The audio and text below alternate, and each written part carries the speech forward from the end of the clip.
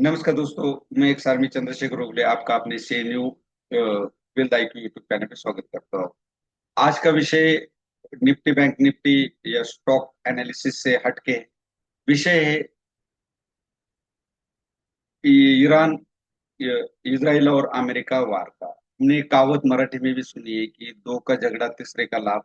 लेकिन यहाँ पे दो का झगड़ा और तीसरे को मार, इस तरह से सिचुएशन नजर आ रही है। अब काफी जगह पेट्रोल पंप पे पेट्रोल डीजल अवेलेबल है, कई जगह पे नहीं है, कई जगह पे रिस्ट्रिक्शन डाल दिए कि आप 200 150 रुपए का ही डीजल पेट्रोल ले सकते। तो और रेट भी बढ़ चुके हैं।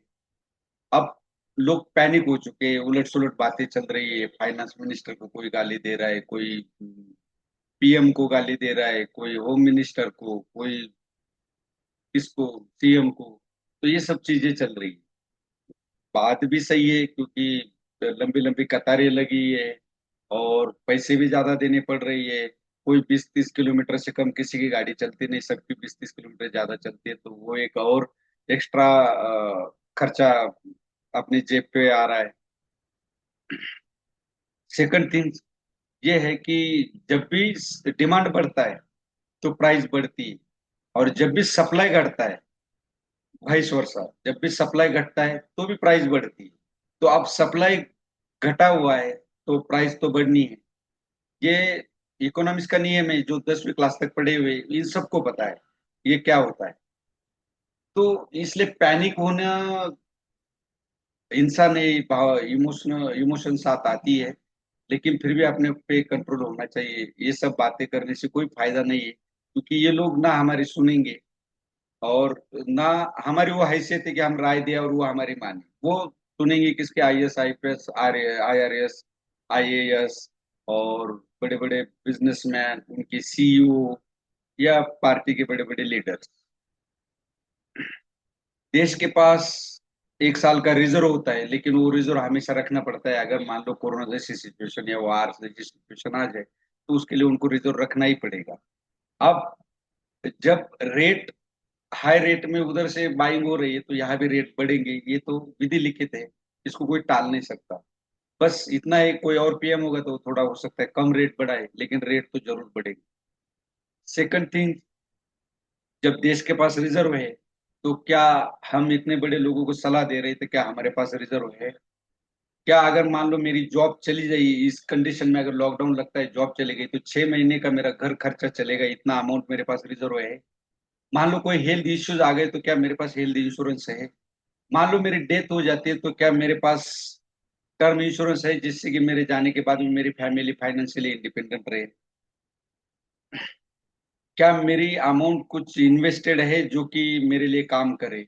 मतलब जो हमारी इनकम है उसका सबसे पहला उस पे अगर हक होगा तो वो इन्वेस्टमेंट का होगा, जिससे कि वो पैसा भी हमारे लिए काम करे। क्योंकि अकेला आदमी काम करने से फाइनेंशियल कंडीशन कभी नहीं बेटर हो सकती। आपका जितना पेमेंट बढ़ेगा उतना ही खर्चा बढ़ता जाएगा।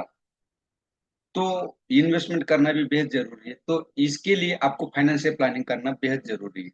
देश पे जब संकट आएगा तो गरीब से लेके रिच तक सभी लोग देश के लिए मदद करते हैं अपने अपने अ, हैसियत के हिसाब से। लेकिन हम पे अगर संकट आ जाए, हमारे फैमिली पे संकट आ जाए, तो कौन संकट मोचक बनेगा हमारे फैमिली का? कभी इस बारे में सोचा है? जिन जिन लोगों पे संकट आए उनको पूछ के देखिए आप, उनकी राय लीजिए कि क्या उनके लिए कोई संकट मोचन बना, तो आपको जवाब मिलेगा नहीं। वो खुद बोलेंगे कि हमने फलाने को मदद किया, डिमके को मदद किया, इसको मदद किया, उसको किया। लेकिन जब हम पे संकट आया तो कोई हमारी मदद के लिए खड़ा नहीं हुआ। तो हमारी संकट मोचक हम खुद है, और हम तब है जब हम अपना फाइनेंशियल प्लानिंग करेंगे और उस पे इम्प्लीमेंट करेंगे। अगर आपको फाइनेंशियल प्लानिंग करने में कुछ दिक्कतें आ रही है तो आप फाइनेंशियल प्लानर का मदद ले सकते हो। मार्केट में बहुत सारे फाइनेंशियल प्लानर अवेलेबल है। मेरे जैसे व्यक्ति को भी आप कॉल कर सकते हो, जो कि मैं म्यूचुअल फंड डिस्ट्रीब्यूटर हूँ, इंश्योरेंस एडवाइजर हूँ। मेरे पास सभी इंश्योरेंस अवेलेबल है, नेशनल पेंशन स्कीम्स है, और मैं आपको गाइडलाइन, बेटर गाइडलाइन कर सकता हूँ। लेकिन इन सब बाकी बातों पे वक्त जाया करने से अच्छा है कि हम अपने लिए सोचे, अपने फैमिली के लिए सोचे। और ऐसे जो सिचुएशन जब क्रिएट होती है तब हम अपनी लाइफ स्मूथली और टेंशन फ्री जी सके। मैं डिस्क्लेमर यही है कि किसी पार्टी या पीएम हो या कोई भी हो, किसी के पक्ष में मैं ये बात नहीं कर रहा हूँ। मैं सिर्फ और सिर्फ फाइनेंशियल प्लानिंग की बात कर रहा हूँ, जो कि बेहद जरूरी है हमारे जैसे मिडिल क्लास गरीब लोगों के लिए। इसके बिना अब आगे की लाइफ चलना बड़ा मुश्किल है। हर जगह हमें खर्चा करना ही पड़ता है। यही था आज का विषय। वीडियो अच्छा लगे तो लाइक शेयर और सब्सक्राइब जरूर कीजिए। धन्यवाद। जय हिंद।